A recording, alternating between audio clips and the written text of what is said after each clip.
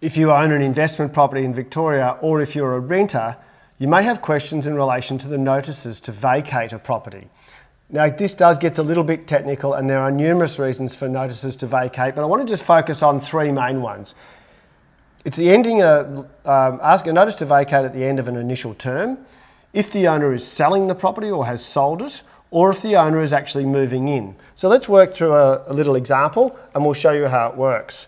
So let's use a timeline of a lease. So let's say this is a 12-month lease. And this is the end of the lease time here. So in relation to the first one, at the end of an initial term, so an owner can ask a renter to move out of the property at the end of the lease for no reason. They need to provide notice of 90 days. So that needs to happen back here. And at the end of that time, the renter is required to move out. There is really no ability to ask a renter to move out of a property within that initial or within a fixed lease term.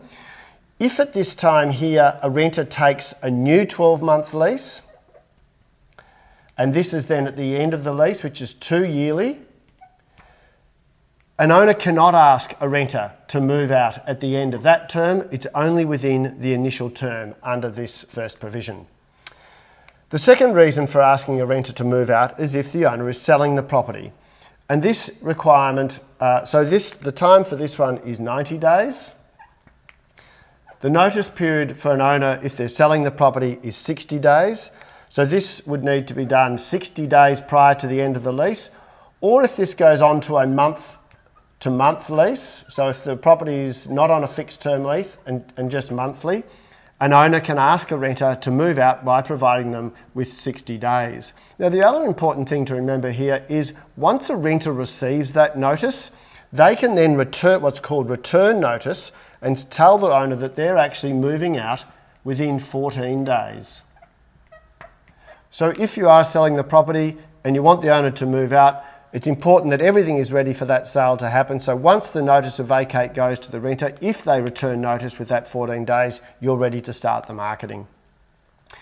If as an owner, again, you're wishing to move into the property, the notice that you're required to give to that renter is again 60 days. It can happen 60 days prior to the end of any fixed term, or if the tenant is on a month-to-month basis at any time in that.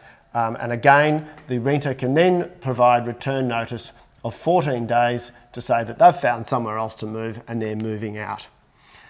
If you've got any questions, it does get a little technical, please contact me, Andrew Wood at Wood Property, and I can go through your specific situation and answer any questions that you have.